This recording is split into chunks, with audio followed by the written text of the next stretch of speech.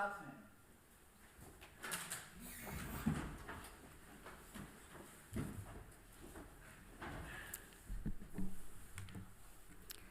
Dear Raf, dear family members of Raf, dear colleagues and friends of Raf, it is my great pleasure to introduce this inaugural lecture by Rafter Bont, Globalizing Animals, Histories for the Anthropocene.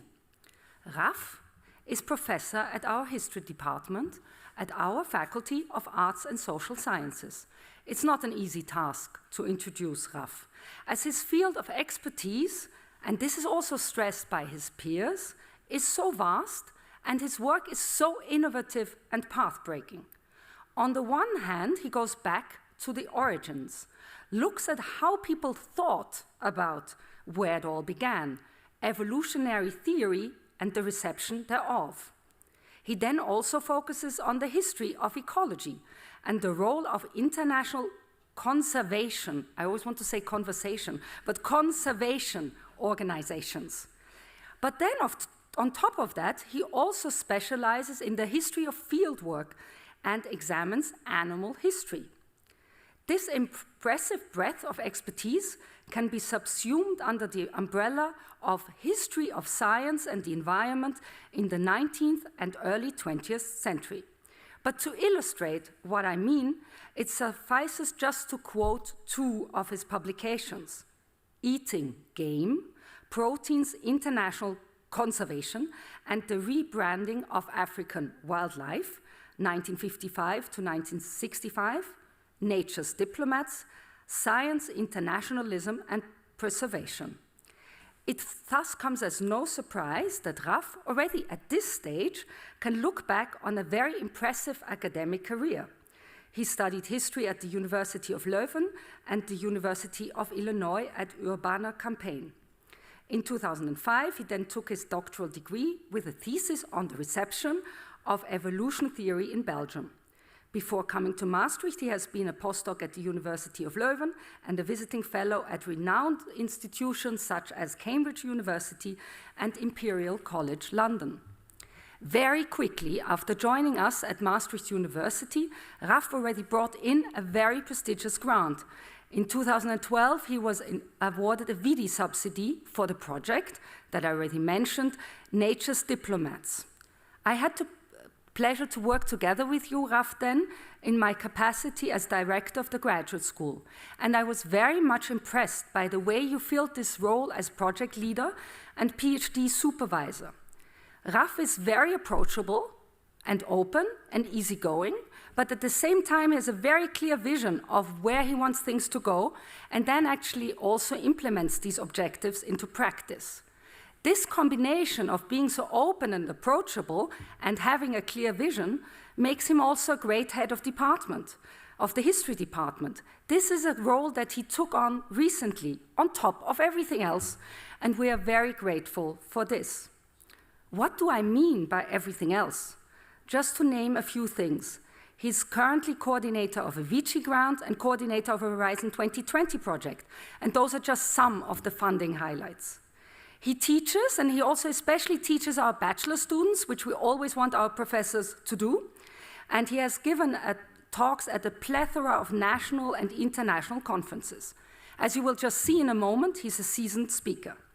It is just my pleasure to now give the floor to Raf. He will take us on a journey and share with us his take on globalizing animals, histories for the Anthropocene. The floor is yours.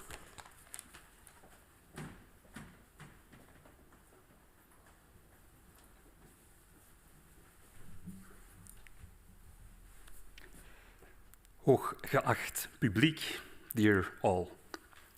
In 1883, the quagga, and that's the animal you see on the slide behind me, went extinct. It did so not in the grasslands of southern Africa, its natural habitat, but in the city center of Amsterdam. It was, after all, in Artis Zoo that the last individual would succumb, in the stables, under the library. Little information on the life history of this last individual remains. We know that it had been acquired 16 years earlier from the zoo of Antwerp, at that point the global center of the exotic animal trade. And the Antwerp Zoo, in turn, seems to have purchased the quagga in London from a company owned by the German Jewish Mosenthal brothers, a colonial trading corporation headquartered in Cape Town, so South Africa.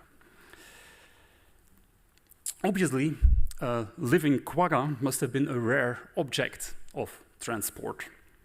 More typically, Mosenthal cargo consisted of ostrich feathers and animal hides that were brought from Africa to Europe, or of sheep traveling the other direction.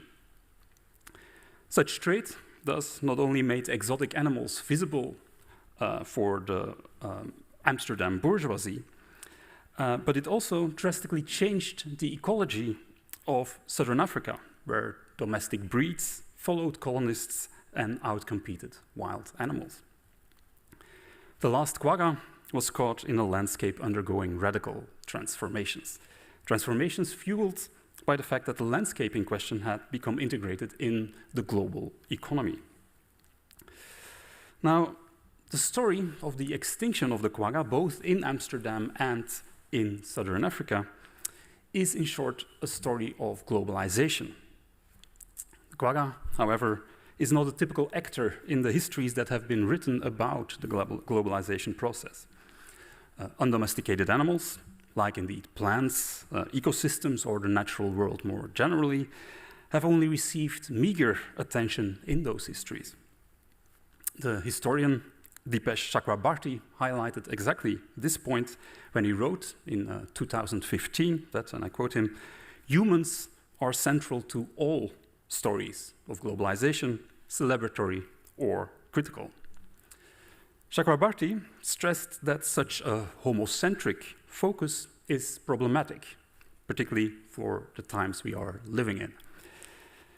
Elsewhere, he indicated how our sense of history has been shaken by the advent of the so-called Anthropocene, and that's the proposed geological epoch in which humans significantly alter the geology and the ecosystems of Earth as a whole.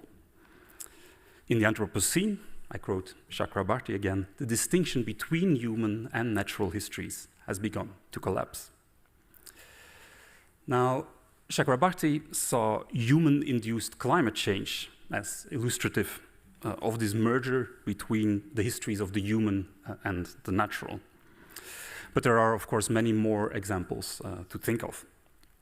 The COVID pandemic would be another obvious candidate, exposing an intercontinental network that consists of viruses as well as airplanes and handshakes, connecting our lives to those of pangolins and bats in the interior of China.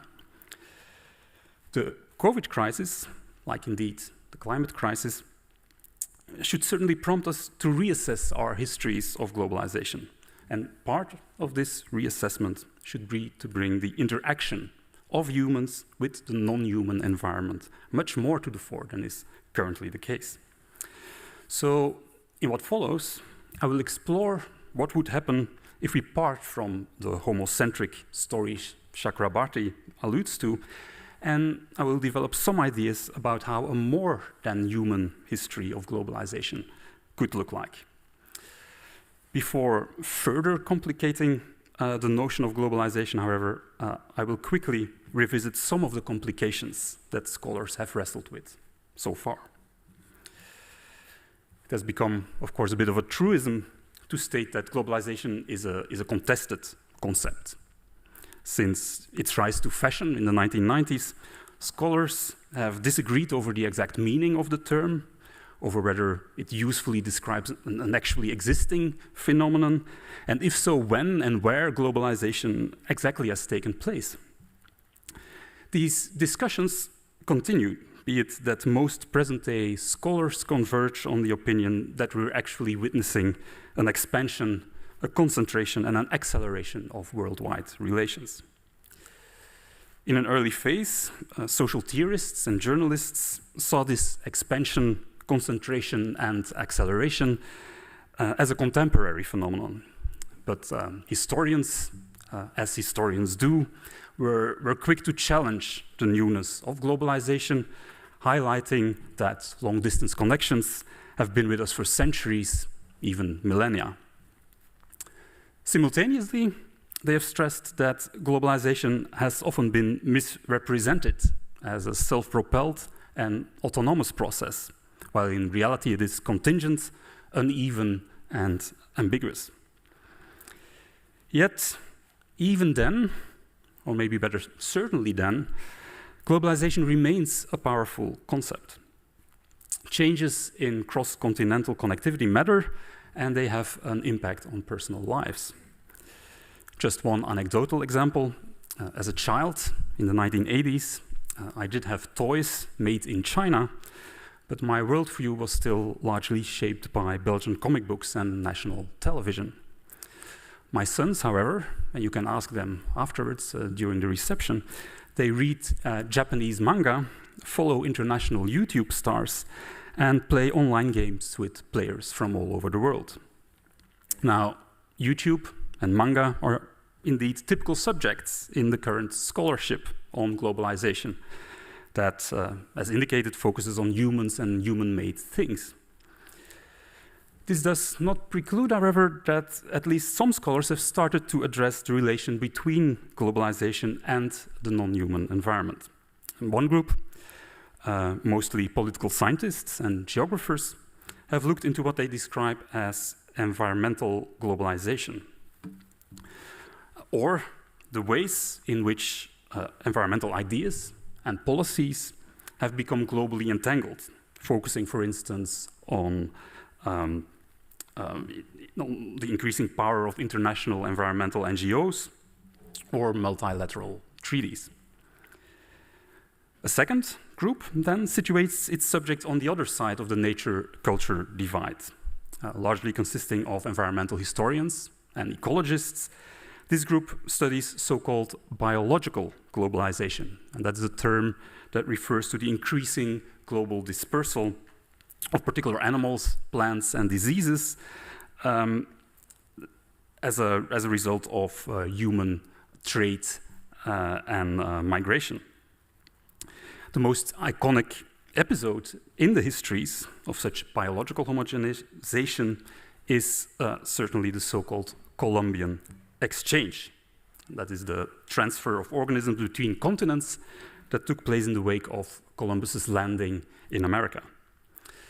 The literature on such biological globalization, however, does not really speak to the scholarship that focuses on environmental globalization, thematically or chronologically. So, in order to develop a more than human conception of what globalization is, I think we not only have to expand these two existing approaches, but also to put them in conversation. Globalizing ideas and policies regarding non-human organisms respond to and have an impact on the actual lives and trajectories of these organisms. So conceived in this way, humans and non-humans are entangled in what Bruno Latour and Donna Haraway describe as nature cultures. Such a nature cultural perspective then allows for highlighting the ways in which humans and non-human organisms are caught up in the changing relations, circulations, and infrastructures of a globalizing world. Now, in this lecture, I will work out this point by focusing on the late modern period and by looking particularly at animals and the changing relations between humans and those animals, and even more in particular, animals that move or that are being moved over large distances. I think those animals provide good organisms to think with. They're often high-profile movements, partially map onto the various flows that are traditionally associated with globalization, but they also intersect with those flows, they counteract and disturb them. And while humans have sought ways to control these long-distance animal movements, their power to do so always remains partial at best. So, I think a more than human conception of globalization opens up a whole range of questions. And the first one concerns the way in which infrastructures of globalization have affected the movement of organisms across the globe. And it's clear that they've done so in myriad ways. The rise of the modern zoo, for instance, clearly followed the logic of globalization. 19th century zoo collections indeed developed in parallel to networks of railways, steamships, and trading companies. In this way, shipments of exotic animals relied on the same infrastructure as the other global exchanges that fueled the Industrial Revolution. It was certainly no coincidence that zoos appeared in places where the wealth of this Industrial Revolution accumulated, starting in the UK, then gradually spreading over the European continent, and later to the US.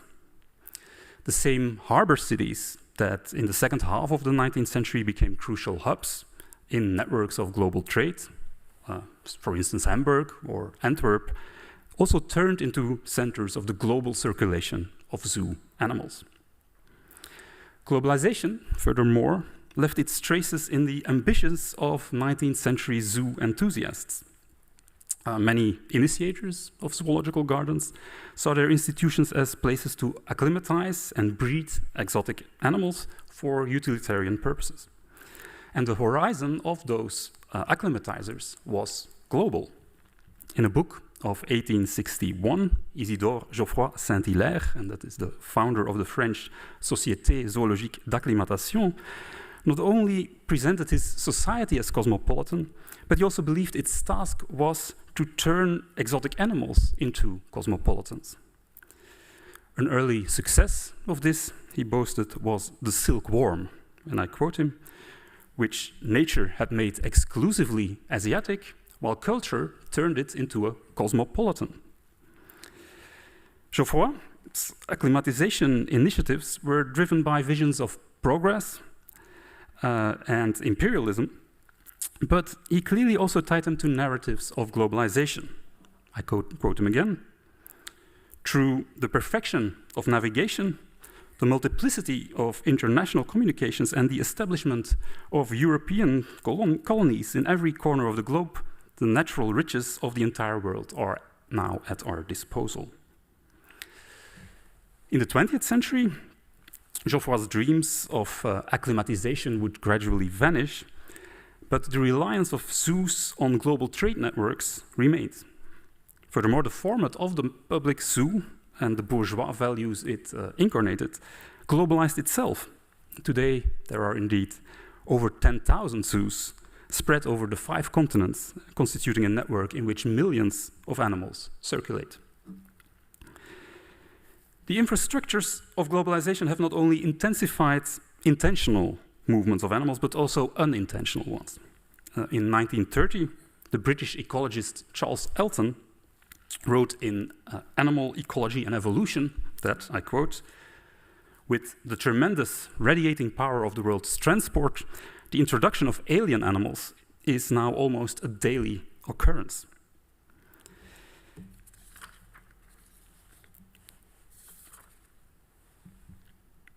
In the late 1940s, Elton would play a major part in the professionalization of the study of such alien animal movements, which he described with military metaphor, which are very typical for the period immediately after the Second World War. He referred to them as invasions, explosions, and occasionally even bombardments. And his examples were numerous. A particularly gripping one concerned the animal mobility enabled by the Suez Canal. Now, present-day historians see the canal, opened in 1869, as a crucial hub and choke point of late 19th century globalization, enabling the movement of particular kinds of people and cargo. Elton indicated, however, that also crabs and oysters from the Red Sea used the canal to invade the Mediterranean. Such forms of dispersal, moreover, only intensified in the period after which Elton wrote his major book on the topic. The advent of the container, for instance, the material symbol of late 20th century globalization, would be accompanied by a whole new range of invasions, ranging from that of the brown tree snake to that of the capra beetle. So while the infrastructures of globalization allow for the movement of some wild animals, they clearly also hamper the mobility of others. One of these infrastructures, reveal nets, as argued, consists of lines of barbed wire. Nets, as shown how in the American West of the late 19th century, this new invention enabled a regional specialization in cattle farming for a globalizing market. As such, barbed wire was crucial in the division of labor between rural and urban America. Important for our discussions today is that it also disabled the movement of many forms of wildlife, most notoriously that of the migrating herds of American bison. It did not take long, for that matter, until barbed wire was also used to shield off railway lines that transported cattle to meat processing plants in the city. Lines of connection, nets concluded, also acted as lines of disconnection.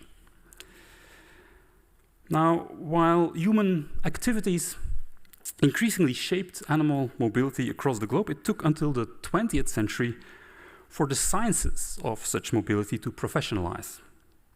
Only then, the ways in which animals move and can be moved became the object of specialized study, giving rise to disciplines such as animal migration studies, invasion ecology, zoo biology, and reintroduction science. Such fields have generated varied bodies of knowledge that shape human interaction with nature in important respects, but historians of science are only beginning to take an interest in the history of those disciplines. Even a superficial look at the history of research into long-distance animal movement indicates that it posed many challenges to the observer. Making elusive mobility observable requires a lot of work. And a good example is the tracking of migratory birds, which started around 1900 when German ornithologists launched large-scale ringing research with crows and storks. Such research relied on low-tech rings, but it also required intricate social networks alongside the entire flyways of the birds, and in some cases that ranged from Scandinavia to southern Africa, as you can see. Of course, such tracking practices changed significantly over the following decades, notably by integrating all kinds of military surveillance techniques, like aerial photography, radio tracking, like in the case of this rabbit you see behind me, and GPS. Alongside those came technologies of tinkering enthusiasts and wildlife filmmakers, such as camera traps and so-called critter cams, and those are cameras attached to the animals themselves, which then purportedly record their own home videos. Over time, these multi-form initiatives of animal tracking gradually became globally coordinated and integrated. And a provisional culmination point of such integration is movebank.org, an online platform hosted by the Max Planck Institute for Animal Behavior that brings together the location of tracked animals from across the globe and thus generating a synoptic view from above. Yet, the science of animal movement was never just concerned with localizing animals in geometric space. Early on, researchers became interested in the behavioral, the physiological, and ecological aspects of animal mobility. And this broad range of scientific approaches was co-created with various forms of social order. In her current research for the Moving Animals project here in Maastricht, Simone Schleper, and she's sitting over there, shows, for instance, how since the 1970s, various biologists have assessed the impact of the Trans-Alaska pipeline on caribou migration. Behavioral scientists and ecosystem ecologists, it turns out, come with highly different visions as to whether the movement of oil and the movement of caribous can be harmonized in Alaska's northern regions. Oil companies, unsurprisingly, supported the science that claimed that wildlife and oil exploitation can happily coexist. Like migration studies, invasion ecology, and that's a topic currently researched here at Maastricht by Vincent Bijman, and he's also sitting over there. This invasion ecology also concerns more than just monitoring animals' locations. It equally involves understanding and valuing these animals in these locations. It's less interested in individual movements, but invasion ecologists really focus on the presence of species that are non-native within a particular place. And their methods are tied to this interest and range from auditory surveying and trapping to more recently environmental DNA sampling. Ultimately, such methods aim to understand animals that are out of place, and nativeness being the crucial category of invasion ecology. While invasion ecology does studies how species survive out of their so-called natural context with the goal of hampering this survival, zoo biology does the exact opposite. So the latter discipline developed in the mid-20th century to improve the survival and breeding of animals in the artificial context of the zoo. And its most acknowledged pioneer was the Swiss zoo director Heini Hedeger, who set up field studies to understand how animals moved through the space at their disposal. Hedeger concluded that far from being free, animals in the wild were actually locked into compulsive behavioral patterns that only concerned limited parts of their territory, of which you see of which you see a scheme on the slide. Comparable to modernist architects, Hedeger believed that by carefully designing zoo enclosures, one could offer animals all the functions they required within a relatively limited small space. One only had to condense their natural territories and project them onto the architecture of the modern urban zoo. Hedeger's books on how to do so were highly popular and continue to influence zoo practices across the globe until today. Now, this zoo biology contributed to breeding successes in zoos, which in turn fed into their aura as tools for conservation. But to perform this role credibly, zoos not only required a science that could enable the movement of wild animals to the zoo context, but also conversely, of zoo-bred animals back into the wild. And by the end of the 20th century, such a science materialized under the name of reintroduction biology, fostering global networks engaged in the study and practice of reintroduction. These networks feature very prominently, for example, in the reintroduction of the Przewalski's horse in Mongolia, and that's a case currently researched here in Maastricht by Monica Vasile. Extinct in its native habitat for almost 30 years, the species was brought back in the 1990s in an operation that drew on reserves in the Dutch polders, stud books held at Prague Zoo, Aeroflot airplanes from Russia, radio trackers from the United States, and of course horses bred in zoos from all over the world. Furthermore, like many reintroductions, it partially drew on guidelines of the International Union for the Conservation of Nature. So like migrations, like invasions, and like zoo trade, reintroductions became the object of an internationally organized knowledge and management system. Of course, scientific research is only to some extent responsible for how humans understand and value wildlife. Partially in interaction with science, undomesticated animals have also entered the realm of popular culture, ranging from their narrative representation in books, films, and documentaries, to their rendition into toys and bedroom posters for children of various ages. Cultural representations, of course, move more effortlessly than physical bodies. Furthermore, the speed of this movement has certainly accelerated over the past century, witnessing its own form of uneven globalization. Western representations and understandings of wildlife have internationalized in what globalization scholars subsume under the term Disneyfication.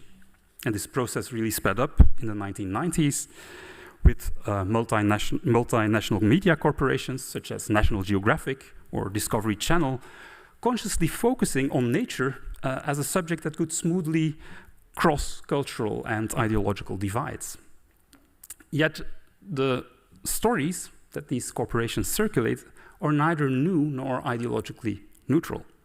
They echo long-standing imageries of 19th century colonial travelogues, early 20th century hunting movies, as well as the nature image spread by international conservation NGOs and the safari tourist industry. The gaze developed by global media, NGOs, and tourist organizations is certainly lopsided when it comes to wildlife.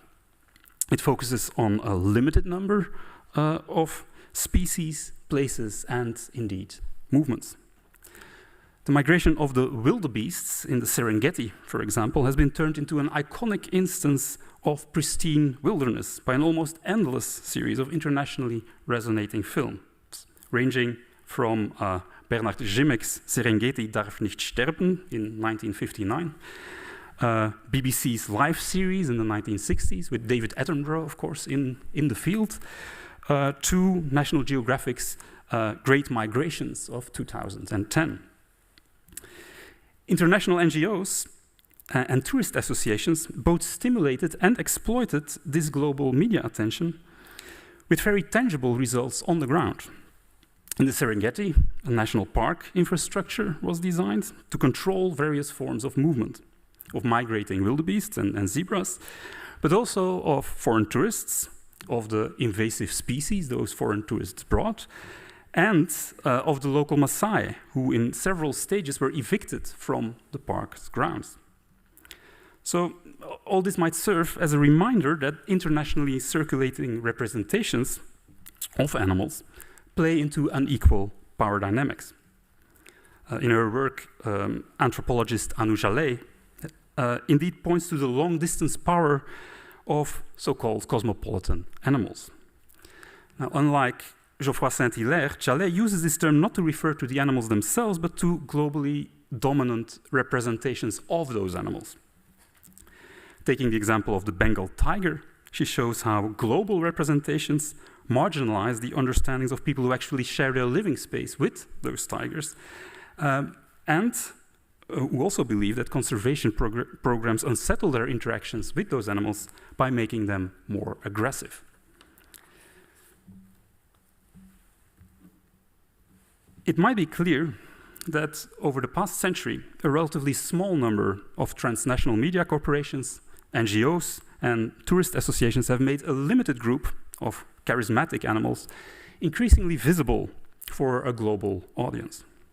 And this wide visibility has certainly helped in generating funding and political interest for projects of conservation, zoo breeding, and reintroduction. As an ultimate example of Disneyfication, such projects are sometimes even tailored around individual celebrity animals.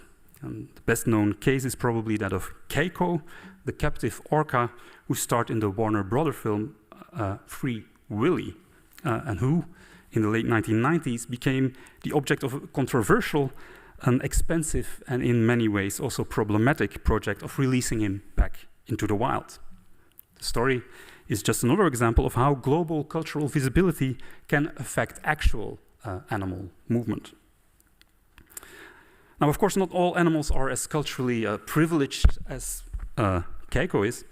While the latter appeared in a blockbuster film about interspecies friendship, many others only figure in the tables of administrative protocol, catalogued as alien, pest, surplus, or problem animals. Such animals are not individualized, let alone given human names. Their movement is not the object of heroic storylines like that of the Serengeti wildebeests, and they largely remain invisible in a globalized media culture that hails the natural balance of the pristine wilderness. The practical consequences of such invisibility, however, are as tangible as those of the cultural prominence of Keiko. While the effective storytelling of Hollywood has served particular projects of conservation, culturally induced invisibility certainly also facilitates various mundane routines of control and killing. This brings me to the final subject of this lecture, the practices that humans have developed to manage and police animal movement. And such practices are manifold. To begin with, governments and international organizations have created a whole range of lists and laws and guidelines to regulate the transborder movement of animals. The first type of movement to be singled out for such regulatory regimes were seasonal migrations. Migratory animals act as biotic linkages between distant regions and states, and because they often are also valuable economic resources, their killing has become the object of cross-border negotiations. From the 1910s onwards, a whole range of bee and multilateral agreements have been signed, regulating hunting, fishing, and whaling, and stimulating the creation of reserves along flyways, swimways, and mammal routes. Alongside agreements that sought to preserve animal movements, others aimed to impede non-human mobility. And the last half a century, after all, gave rise to a whole series of international conventions to counter the spread of invasive species, in an attempt to thwart biological globalization through a globalization of monitoring and management. Simultaneously, various international bodies have tried to organize the global flows of zoo animals. In order to maintain genetic diversity, zookeepers introduced international stud books, starting with that of the European bison already in the 1920s. Then in the 1960s, the actual transport of zoo animals became subject to supervision when the International Air Transport Association issued live animals regulations concerning shipping containers, their temperature, and stocking densities. And still later, international rules followed on which animals could be traded. Rules accompanied by increasingly elaborate forms of record-keeping, databases, and identification technologies that range from ear tags to coded microchips. What we see, in short, is the rise of an intricate international system of laws, information systems, and technologies to coordinate the global choreography of wild animals. At the same time, also the infrastructures of globalization were redesigned with an eye for animal movement. And to some extent, this was just a matter of optimizing the flow of humans and human-made products by shielding them off from unwanted animal interference. An example would be the fences around US highways that since the 1970s had to avoid collisions with large mammals. These fences constitute only one of the technologies that incorporated understandings of animal behavior and physiology into their design. In the 20th century, engineers developed all kinds of barriers to withstand the digging, the jumping, the swimming, the gnawing, the wriggling of animals. These include electro barriers patented in the 1950s to ward off invasive fish, as well as present-day so-called virtual fences that involve the use of scent deterrents or even planted chili peppers to contain wildlife movement. Some sites have come to serve as spaces of triage, and this is notably the case for the modern airport. Airports increasingly cater to the movement of privileged animals, such as pets and zoop species, for which they establish transit zones and veterinary services, while also installing border control practices involving paperwork, dogs, and scanners to halt illegal wildlife traffic and invasive pests. And of course, such practices of control clearly intersect with those designed for humans. And this is not only true for airports, of course. In 2019, physical barriers were erected along both the US-Mexican and the Danish-German border. The first was a project of the Trump administration, meant as a symbol of hardline immigration policies. The second was initiated by a liberal conservative government in Denmark in a move to protect Danish pig farming from swine flu spread by wild boar. Now, both not only relied on similar technologies, but also on a similar effective logic, that of asserting symbolic control over a national territory. In both cases, critics have argued the walls will do little to achieve the intended policy outcomes, while they will most certainly disrupt borderland communities and ecologies. In the design of technologies that regulate human and animal mobility, environmental concerns have often been absent. Yet, throughout the 20th century, one also sees intervention with the goal to enable rather than to prevent the movement of wild animals between and across human infrastructures. In 1909, for instance, an engineer, and I'm happy to say it was a Belgian engineer, published a design of fish ladders, which would allow for the migration of fish in canalized rivers. Or in the 1960s, US wildlife managers developed a system of passes in fences that antelopes could cross, but sheep could not. French hunting groups lobbied to set up game passages to help wild boar and deer traverse highways. And in the 1980s, such ideas popularized, leading to a whole range of overpasses, underpasses, culverts, and corridors to facilitate wildlife movement. All this, I think, testifies of a growing reflexivity about non-human needs in the fragmented landscapes of the Anthropocene. While we can see a rise in initiatives to regulate animal movement by laws, databases, by fences and overpasses, it's also clear that those things never entirely worked as planned. And this is partially the case because of the behavior of animals often defies human-made management plans. Invasive brown tree snakes circumvent border control. Caught Sumatran rhinos refuse to breed in captivity. Deer skip through fences and run into cars. Despite increased study and surveillance, the movement of wild animals across the world clearly remains unruly and messy. Now, how to conclude? Is there something that ties these chaotic human-animal interactions together? Is there ultimately a more than human history of globalization to be written?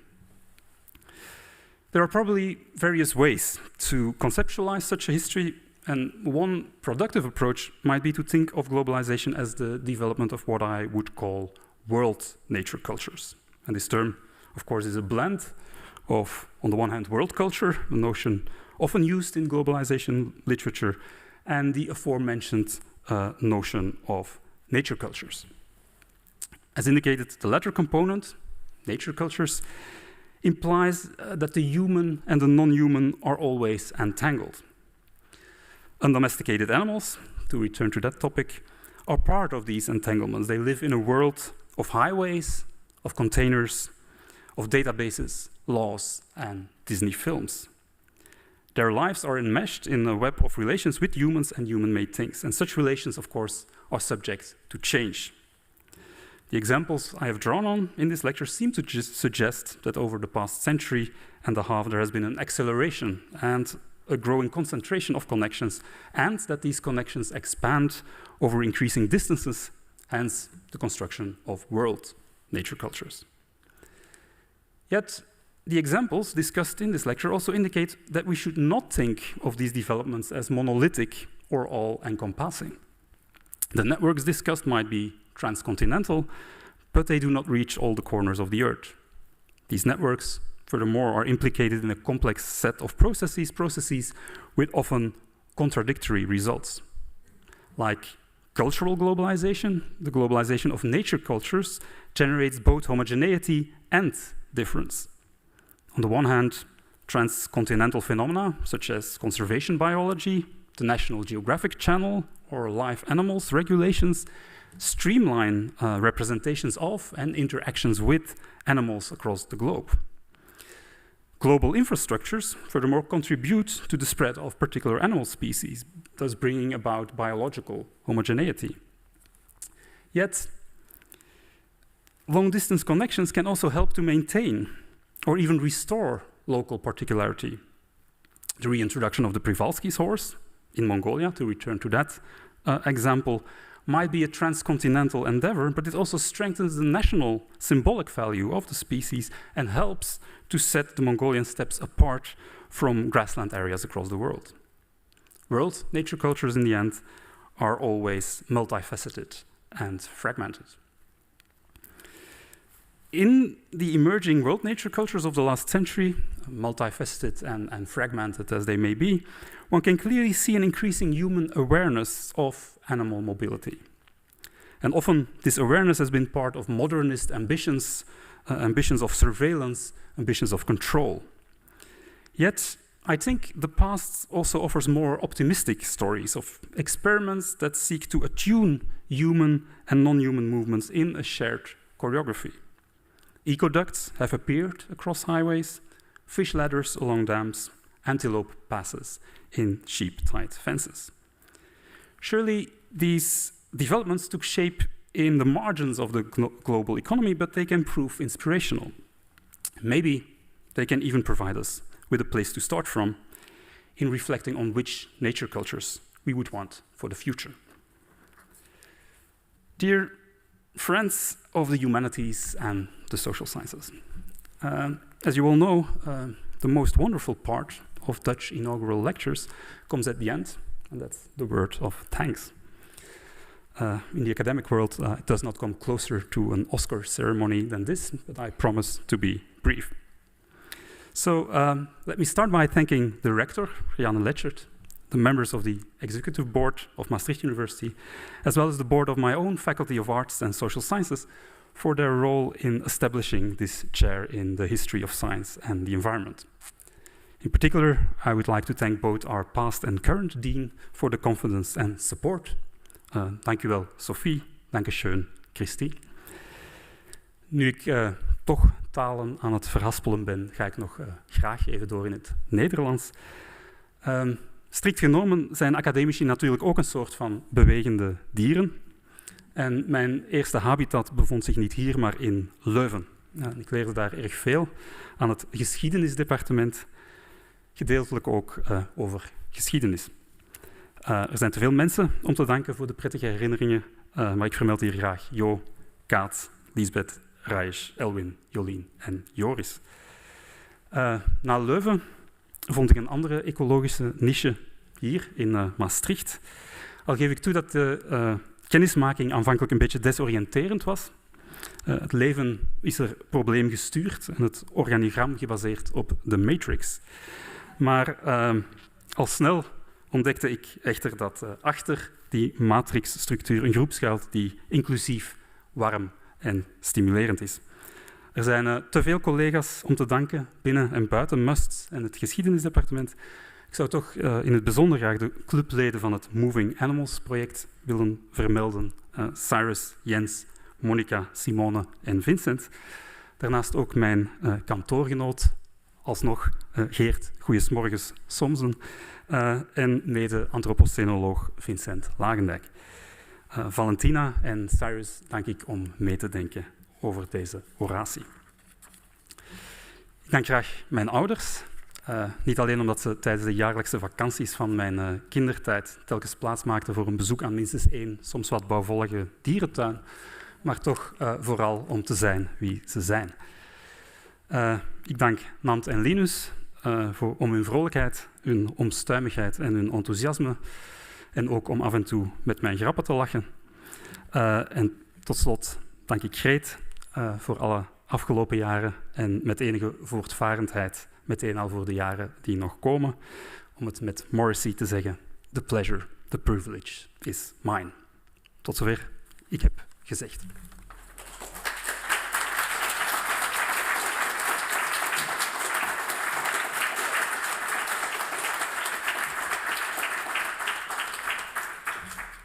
Dank je wel. Many thanks, Raf, for this very inspiring lecture. You showed us in a very impressive way that we cannot disentangle human activities from the movement of animals, i.e. that the former has a great impact on the latter. And many thanks for explaining to me what Anthropocene actually means And we also have to thank you for introducing the quagga to us. I don't know how many of you knew about its existence before Raf's lecture. Congratulations, my sincere congratulations with this appointment, and we can now toast to Raf's success. You would also like us to pick up some of your lecture, but I think it's already gone, or behind there, yeah, so please pick up the little booklet, and now we follow the red robes and toast to Raf and enjoy the aftermath, if you so will, of a fantastic lecture. Follow the red robes.